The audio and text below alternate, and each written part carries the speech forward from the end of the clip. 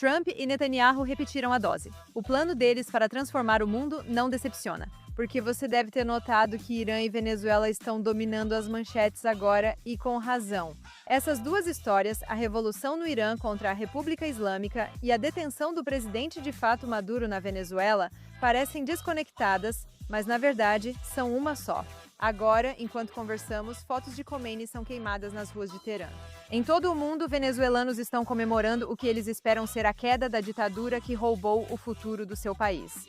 E embora essas histórias de coragem e esperança sejam emocionantes, não é sobre isso que estamos aqui para falar hoje. Porque, queira ou não, esses eventos e as próximas semanas vão mudar o mundo drasticamente. O Oriente Médio não será mais o mesmo. Se você quer saber como Maduro, líder de um cartel de drogas na Venezuela, está ligado a nós no Oriente Médio, logo descobrirá. História de drogas, petróleo e maldade chegando ao auge. Este é o JNS Televisão Vamos Mergulhar. Como sempre, para chegar à raiz da história, é preciso seguir o dinheiro, ou, neste caso, o petróleo. E onde melhor para começar do que na capital mundial do petróleo? Ah, Venezuela, um país tão rico em recursos que é até difícil acreditar onde chegou agora. Deixe-me te levar de volta aos anos 1920, quando enormes quantidades de petróleo foram descobertas pela primeira vez, rapidamente tornando a Venezuela a inveja da América do Sul. Em 1950, o país tinha o quarto maior produto interno bruto per capita mundial. Com tanto petróleo, por que focariam em outra coisa? Eles importavam quase todos os seus alimentos e produtos, o que levou a própria agricultura e indústria a definhar.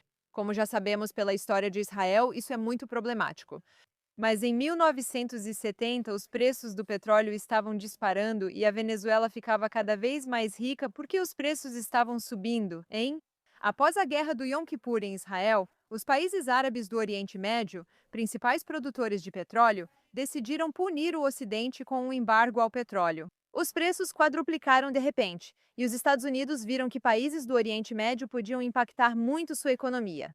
Então eles procuraram fornecedores mais seguros e, adivinha só, recorreram justamente à maior reserva de petróleo do mundo, bem ali ao lado deles. Então, a Revolução Iraniana fez os preços do petróleo subirem ainda mais, já que mais países pararam de comprar petróleo do Irã. A Venezuela prospera, mas eles ficaram gananciosos. O governo, insatisfeito com empresas lucrando com seu petróleo, expulsa essas companhias, compra os equipamentos e nacionaliza a indústria para ficar com os lucros. Eles fundam a Petróleos de Venezuela, sociedade anônima que funciona bem por um tempo, sendo gerida como um negócio profissional. Eles mantiveram seus antigos gerentes e engenheiros, e o governo, na maior parte do tempo, deixou que eles fizessem seu trabalho. Ela era reconhecida mundialmente como uma grande empresa de energia, mas anos depois o preço do petróleo caiu muito. Há muitos fatores, mas um principal era que países ocidentais gastaram bilhões buscando seus próprios recursos, aumentando a oferta de petróleo. Além disso, a Arábia Saudita decide que é hora de superar novamente a concorrência do Oriente Médio. Lembre-se, Arábia Saudita e Irã são grandes inimigos e por isso reduzem bastante seus preços. Veja, sempre retornamos ao Oriente Médio. Os países ocidentais costumam menosprezar essa região, mas grande parte da economia mundial depende dela. Não só pelos recursos, mas também pela localização, mares e rotas comerciais. Por isso, os Estados Unidos da América fazem de tudo para manter o controle e a paz na região. A constante mudança na demanda e oferta fez com que a economia da Venezuela começasse a afundar e pessoas pobres e revoltadas ficaram furiosas com o governo por causa disso. Como costuma acontecer, isso acabou levando a uma revolução que trouxe o infame Hugo Chávez. O petróleo venezuelano é denso e pesado, exigindo máquinas específicas para a extração. Uma das primeiras decisões de Chávez foi obrigar os especialistas estrangeiros a entregar 51% de suas ações ao governo ou serem expulsos. Como precisavam de especialistas para administrar o petróleo, essas entidades estrangeiras decidiram sair, causando um grande problema de gestão. Veja, quando um governo recebe dinheiro de uma fonte, costuma não investir os lucros no sistema de petróleo, mas sim em eleições e interesses próprios. Sem investir em maquinário de petróleo, ele se deteriora. Sem investir nas pessoas que o administram, isso também é um problema. Quando cargos-chave do setor petrolífero vão para aliados políticos, a incompetência se espalha. Em 1999, Chávez chega ao poder democraticamente, ele vota para mudar a Constituição e, muito rapidamente, surpresa, surpresa, isso se transforma em uma ditadura. Os Estados Unidos da América mantiveram-se como parceiros comerciais. Após o golpe que derruba Chávez por pouco, os Estados Unidos da América reconhecem rapidamente os novos líderes, e Chávez passa a vê-los como inimigos. Os acordos comerciais terminam e ele expulsa as agências de inteligência, iniciando o monstro do tráfico de drogas que hoje é a Venezuela. Como punição, os Estados Unidos o sancionam, mas isso não tem o efeito esperado. Chávez percebe que vai precisar de novos aliados e recorre à Rússia, que fica muito feliz com a Venezuela. Convenientemente ao lado dos Estados Unidos da América, a Rússia agora tem capacidades militares perigosamente próximas. Chávez ficou no poder até morrer em 2013, quando Maduro, nosso herói, assume para tentar expulsar o regime. Os Estados Unidos voltaram a sancionar o petróleo venezuelano e se recusaram a emprestar dinheiro ao país. Mais uma vez, eles recorrem a um inimigo dos Estados Unidos da América, desta vez a China. Pequim emprestou 60 bilhões à Venezuela em troca de petróleo por 20 anos. Bem rapidamente, dois dos maiores inimigos declarados dos Estados Unidos passaram a ter acesso direto à Venezuela, bem na porta dos Estados Unidos da América, e isso é algo que os americanos estão muito cientes agora. Não vamos esquecer que durante esse tempo, eles também estão se aproximando do Irã. No início dos anos 2000, ambos eram principais fornecedores de petróleo e esperam manter essa posição. Eles criam um plano para aumentar os preços do petróleo e logo viram parceiros econômicos. Em 2005, com o novo presidente do Irã, a República Islâmica percebe que tem mais em comum do que apenas petróleo e dinheiro. Ambos têm o mesmo inimigo e criam um plano para derrotar o imperialismo, chamado também de América. Assim, inicia-se também sua relação com as drogas. Veja, ambos enfrentam problemas na produção de petróleo e buscam outras formas de ganhar muito dinheiro. Eles também buscam poder e as drogas são uma forma eficaz de obtê-lo. A Venezuela consegue produzir muitas drogas, mas tem dificuldade em distribuí-las na África e no Oriente Médio. O Irã, ou República Islâmica, se beneficia disso. O Hezbollah, grupo terrorista do Líbano, é famoso por atacar Israel com foguetes, mas na verdade é o maior cartel de drogas do Oriente Médio. Não é só sobre drogas, mas sobre acesso. Há anos, relatórios de inteligência alertam que a Venezuela emitia passaportes legítimos para agentes do Hezbollah. Isso significa que terroristas poderiam viajar para o México e potencialmente atravessar a fronteira dos Estados Unidos da América disfarçados de refugiados venezuelanos. Derrubar Maduro não apenas interrompe o tráfico de drogas, mas também desmonta uma rede de células adormecidas que ameaçava todo o mundo ocidental. Mas estou me adiantando. Vamos voltar para 2020, quando os Estados Unidos da América conseguiram enfraquecer os dois com sanções, e eles precisavam de soluções. O petróleo venezuelano é grosso e difícil de extrair, já o do Irã é leve e o país tem pouco dinheiro, por isso começaram a trocar rapidamente. A Venezuela deve bilhões ao IRJC, mas seus reais problemas não estão nas relações externas. Porque durante todas essas buscas o país se destruiu. As pessoas passam fome, são exiladas e executadas. Sob um regime brutal, a antiga pérola das Américas virou um país sem Deus. Maduro governa com mão de ferro e manipula eleições para se manter no poder. Ele enfrenta concorrência como Maria Machado, ganhadora do Nobel da Paz, que luta contra ele, mas precisa se esconder. Em 2020, houve mais uma tentativa de golpe fracassada e resta pouca esperança para o povo da Venezuela. Até alguns dias atrás, quando Trump de repente anuncia que liderou com sucesso uma operação como o mundo nunca viu antes. Maduro, com 150 aeronaves, é capturado no meio da noite e levado para os Estados Unidos. E isso nos traz aos dias atuais. Agora vamos voltar um pouco, porque já falamos sobre a Venezuela, sua história e a decadência, até chegar onde está agora. E até mencionamos um pouco sobre a relação entre o Irã e a Venezuela. Ainda não sabemos por que esses dois eventos são tão ligados. Até 1979, o Irã era a joia do Oriente Médio. Aqui também são ricos em petróleo, controlavam o Oriente Médio, dominando o fluxo de gás na região. O Shah, um rei fortemente americanizado, ocidentalizou o Irã, mas a história não é tão simples. Enquanto as elites enriquecem, pobres e tradicionais no Irã sofrem. Muitos no país rejeitam a ocidentalização ou modernização. Eles queriam recuperar seus antigos valores. O Ayatollah Khomeini retorna do exílio e envia fitas cassete com uma mensagem simples: o chá é um fantoche do Ocidente e precisamos voltar às nossas raízes. Ele oferece ao povo uma linguagem espiritual para sua raiva política. Em 1979, uma revolução maléfica muda o país após um incêndio em um cinema, com ambos os lados se culpando. Os fanáticos se revoltam contra o Shah, que foge do país. Agora nasce a República Islâmica. Atenção ao nome, não é República Iraniana, e sim República Islâmica. Khomeini, acreditando ser a palavra direta de Deus no mundo, tem uma visão para o Irã, uma visão de transformá-lo na República Islâmica, de transformar o mundo em um Estado islamista sob a lei Sharia. Como em muitas revoluções, é preciso de um inimigo para mantê-la ativa. Com o Shah deposto, era hora de reacender o sentimento revolucionário no Irã. Ser os líderes islâmicos que dominam o mundo, e para isso, eles precisam lutar contra os infiéis. Inimigo número 1, o Ocidente. E quem é o fantoche do Ocidente no Oriente Médio? Bem, ninguém além de Israel, é claro. Vamos dar mais drama a isso. Xiitas e sunitas competem há tempos pela coroa islâmica. E os sunitas da Arábia Saudita e Egito têm muito mais poder que a minoria xiita iraniana. O Irã quer superar a Arábia Saudita ao liderar a ofensiva contra o Ocidente, especialmente Israel. E para isso, eles começam a espalhar seus tentáculos pelo Oriente Médio, tentáculos com os quais já estamos familiarizadas.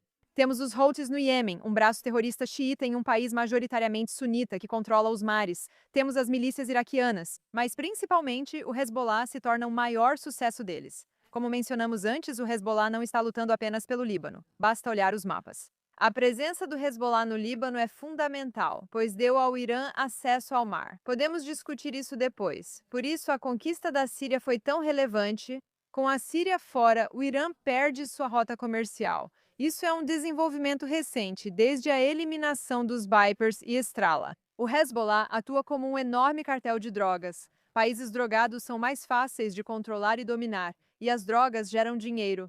Isso é uma grande parte de como surgiu o relacionamento com a Venezuela. As drogas são essenciais, já que o petróleo não é algo que eles possam vender tão facilmente agora, com as sanções e tudo mais.